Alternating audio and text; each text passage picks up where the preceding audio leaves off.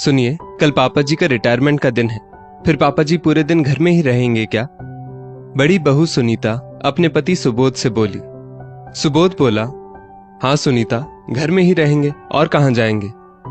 मतलब अब उनकी पूरे दिन सेवा करनी पड़ेगी। आप तो उस दिन कह रहे थे बस थोड़े दिन और, फिर मुझे पापा जी की सेवा नहीं करनी पड़ेगी।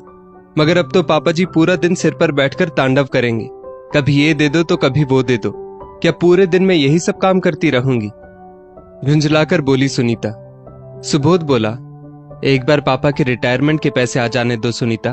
तुम्हें तो याद ही होगा, पापा कह रहे थे रिटायर होने के बाद सारी प्रॉपर्टी का बंटवारा कर दूंगा और जो रिटायरमेंट के बाद पैसा मिलेगा वो भी तुम दोनों भाइयों में आधा आधा बांट दूंगा।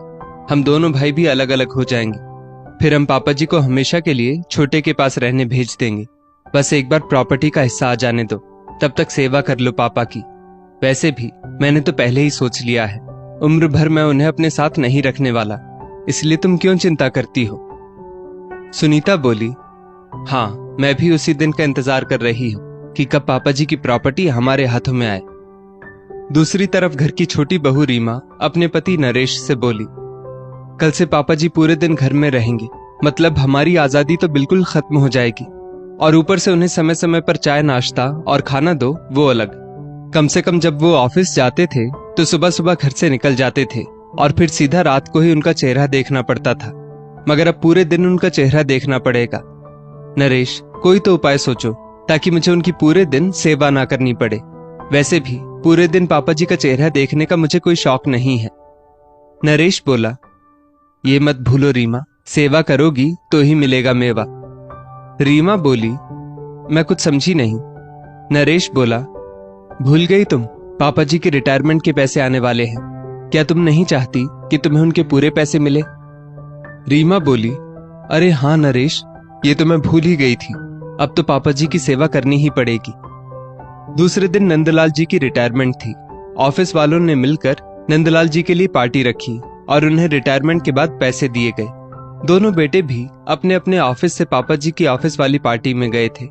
खूब सम्मान दिया गया नंदलाल जी को और वहां के मैनेजर नंदलाल जी के बेटों से बोले, तुम्हारे पापा ने जिंदगी भर खूब मेहनत की है, अब उन्हें खूब आराम देना।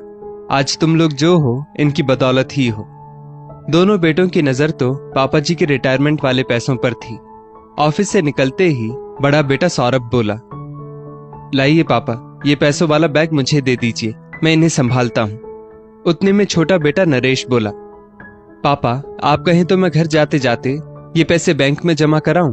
वैसे भी इतने पैसे घर में रखना ठीक नहीं है।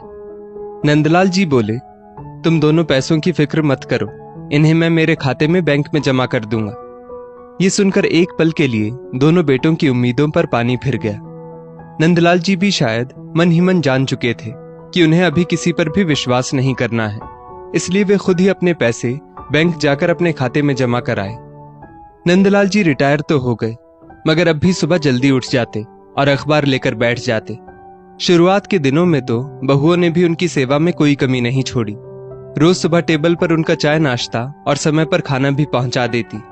मगर एक महीने में ही दोनों बहुएं एक दूसरे से बोली, पहले तो बुढ़ा ऑफिस के लिए निकल जाता था, वही अच्छा था। अब तो पूरे दिन इसकी सेवा करनी पड़ती है। ना जाने कब प्रॉपर्टी का बंटवारा करेगा, फिर हम इसे हमेशा के लिए गांव भेज देंगे। जब दोनों बहुओं ने देखा कि नंदलाल जी तो प्रॉपर्टी के बंटवारे की या रिटायरमेंट के बाद आए पैसों का बंटवारा करने की बात ही नहीं करते थे, तो बहुओं ने ससुर की सेवा में आनाकानी शुरू कर दी। रोज की तरह आज भी नंदलाल जी सुबह जल्दी उठकर अखबार लेकर बैठ गए और बोले, रीमा बेटा जरा मेरा नाश्ता तो ले आओ, मुझे फिर दवाई भी लेनी है। रीमा बोली, पापा जी इनके ऑफिस जाने में देरी हो रही है, अभी मैं इनके लिए टिफिन बना रही हूँ। आप सुनीता भाभी से कह दीजिए आपका नाश्ता बनाने को। और रीमा झटपट रसोई में वापस चली गई। नंदलाल जी ने अपनी बड़ी बहू सुनीता को आवाज लगाई। थोड़ी देर तो सुनीता आई ही नहीं, मगर नंदलाल जी के कई बार पुकारने पर वो आई और बोली, पापा जी क्या हुआ, आप इतना क्यों चिल्ला रहे हैं? नंदलाल जी बोले, बेटा जरा मेरे लिए नाश्ता तो बना दो, मेरी दवाई का समय हो गया है। सुनीता बोली, पापा जी मैं तो इनके साथ ही अभी बाइक पर निकल रही हूँ, ये ऑफिस जाते जाते मुझे ब्यूटी पार्लर छोड़ देंगी। आप एक काम करिए, रीमा से बोल दीजिए। आज तो सुबह का नाश्ता ही नहीं मिला नंदलाल जी को। उन्हें आज बिना नाश्ते के ही दवाई लेनी पड़ी। रीमा अपनी जेठानी सुनीता से बोली, भाभी मुझसे तो इस बुढ़े की सेवा और नहीं होती। ना ही ये बुढ़ा हमें इसके रिटायरमेंट के पैसे दे रहा है और ना ही प्रॉपर्टी का बंटवारा कर रहा है। सुनीता बोली, हाँ छोटी, हमें इस बुढ़े को इसके हाल पर ही छोड़ देना चाहिए। इसका एक भी काम नहीं करेंगे तब जाकर इस बुढ़े की अक्ल ठिकाने आएगी। दोनों बहुओं ने अब ठान लिया था कि जब भी नंदलाल जी कोई काम करने को कहेंगे, बड़ी कहेगी छोटी को करने के लिए कह दो और छोटी कहेगी बड़ी को करने के लिए कह दो। इस तरह नंदलाल जी दोनों बहुओं के बीच में फंसकर रह जाएंगे और फिर अंत में उन्हें अपना काम खुद ही करना पड़ेगा। दूसरे दिन नंदलाल जी को बहुत खांसी आ रही थी। उन्होंने बहुओं को आवाज लगाई कि कोई आकर उन्हें गर्म पानी दे जाए। दोनों एक साथ आकर बोली, पापा जी रसोई यहीं बगल में ही तो है, कहाँ समय लगता है पानी लेने में। अब से खुद का काम खुद ही कर लीजिएगा, बार बार हमें मत पुकारिएगा, समझे। हमें वैसे भी घर के अन्य बहुत काम है। रिटायर आप हुए हैं, हम नहीं।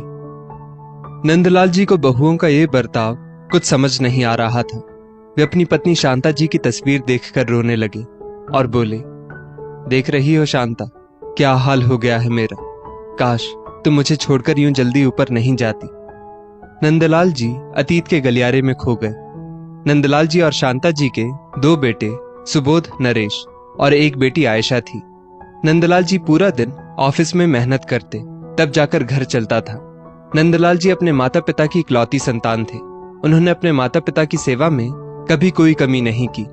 नंदलाल जी की माँ की एक किडनी खराब हो गई थी। उस समय भी नंदलाल जी ने पैसों की परवाह ना करते हुए अपनी माँ का अच्छे से अच्छी जगह इलाज करवाया था। उस वक्त उनके सिर पर लाखों का कर्ज हो गया था। फिर भी इतना करते हुए भी वो अपनी माँ को ना बचा पाए थे। नंदलाल जी के पिताजी हमेशा कहा करते थे, बेटा तुमने और बहू ने हम बूढ़ों की बहुत सेवा की है। देख लेना, एक दिन तुम्हारे बेटे और उनकी पत्नियां भी तुम्हारी खूब सेवा करेंगी। मगर आज अपनी ही बहुओं का ऐसा व्यवहार देखकर नंदलाल जी को अपनी पत्नी शांता जी की बहुत याद आ रही थी और वे सोच रहे थे, शायद कलियुगी संतान ऐसी ही होती होगी, तभी तो आज मुझे ऐसे दिन देखने पड़ रहे हैं। दोनों बेटों की शादी के बाद अक्सर शांता जी नंदलाल जी से कहा करती थी कि बेटे बहुओं में बहुत बदलाव आ चुका है। वे लोग सिर्फ दिखावा करते हैं कि वे लोग हमें रखेंगे, मगर इनके मन में लालच है। तब नंदलाल जी शांता जी की बातों को अक्सर टाल दिया करते थे और कहा करते थे, भाग्यवान, पता नहीं तुम औरतों को बेटों की शादी के बाद क्या तकलीफ हो जाती है।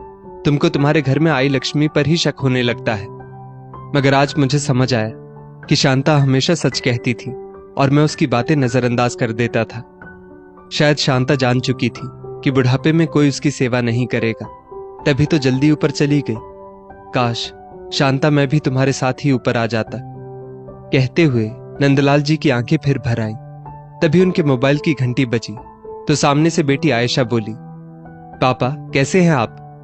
नंदलाल जी बेटी की आवाज सुनते ही खुश हो गए। वो बेटी को कोई चिंता देना नहीं चाहते थे, इसलिए बोले, ठीक हूं बेटा। पापा आप आवाज से तो ठीक नहीं लग रहे, आयशा ने कहा। नंदलाल जी बोले, नहीं बेटा, बस ऐसे ही, थोड़ी तबीयत ठीक नहीं थी, खांसी हो गई है। आयशा दूसरे शहर में रहती थी जो लगभग 5 घंटे की दूरी पर था। वो बोली, पापा आपसे मिलने का बहुत मन कर रहा था, मगर बच्चों की परीक्षाएं भी नजदीक आ रही हैं, इसलिए अभी तो नहीं आ पाऊंगी। मगर आप समय पर दवाई ले लीजिएगा और अपना ध्यान रखिएगा। नंदलाल जी बोले, हाँ बेटा, तू मेरी बिल्कुल फिक्र मत कर। और उन्हें जोरदार खांसी आ गई। उतने में बड़ी बहू सुनीता बोली, मुंह पर हाथ रखकर खांसी है पापा जी, घर में बच्चे भी हैं, कहीं आपकी वजह से हम में से किसी को खांसी हो गई तो। आपका क्या है, आपको तो घर पर रहकर आराम ही करना है, मगर हम सबको तो पूरा दिन काम करना होता है। बच्चों को स्कूल और पढ़ाई, और हमें रसोई और घर संभालना होता है। आइंदा से खांसते समय मुंह पर हाथ जरूर रखिएगा। छोटी बहू रीमा कहाँ पीछे रहने वाली थी। वो बोली, पापा जी मैं तो कहती हूँ आप अपने कमरे से ज्यादा निकला ही मत कीजिए। नंदलाल जी तो बेचारे अपने लिए सिर्फ गर्म पानी लेने आए थे। वो भी बहुओं को ही कहा था कि वे ही दे दे, मगर उन्होंने ही कहा था खुद से ले लो, और अब इतना सुना रही थी वो अलग। अगले दिन रविवार था। बेटे बहुओं ने घूमने का प्लान बनाया था। घर की वॉशिंग मशीन खराब थी, जिस वजह से नंदलाल जी के बहुत सारे धोने के कपड़े जमा हो गए थे। नंदलाल जी जानते थे बहुएं तो उनके कपड़े धोकर नहीं देंगी, इसलिए खुद ही बाथरूम में कपड़े धोने बैठ गए। जब दोनों बेटों ने नंदलाल जी को बाथरूम में कपड़े धोते देखा तो सौरभ बोला, पापा, आपको हम दोनों भाइयों को अलग कर प्रॉपर्टी और पैसों का बंटवारा कर देना चाहिए था। अब देखो, दोनों बहुओं में से कोई भी आपकी सेवा करने को तैयार नहीं है। कम से कम सब कुछ हमें दे देते तो इसी बहाने हम लोग आपकी सेवा तो करते। छोटा बेटा नरेश बोला, हाँ पापा, आपने तो कहा भी था कि आप रिटायरमेंट के बाद अपनी सारी प्रॉपर्टी और पैसों का बंटवारा कर देंगे, मगर 2 महीने हो गए आपकी रिटायरमेंट हुए और आपने हमें अब तक कुछ भी नहीं दिया। नंदलाल जी को बेटे बहुओं की मंशा समझ आ चुकी थी, तभी तो उन्होंने अब तक किसी को कुछ भी नहीं दिया था। वे चुपचाप अपने कपड़े धोते रहे। आखिर अब तो उन्हें सब कुछ समझ आ ही गया था कि बेटे बहुओं की नजर तो सिर्फ उनकी प्रॉपर्टी और पैसों पर है। अभी जब इनके हाथ प्रॉपर्टी नहीं लगी है तो मेरा ये हाल कर दिया है।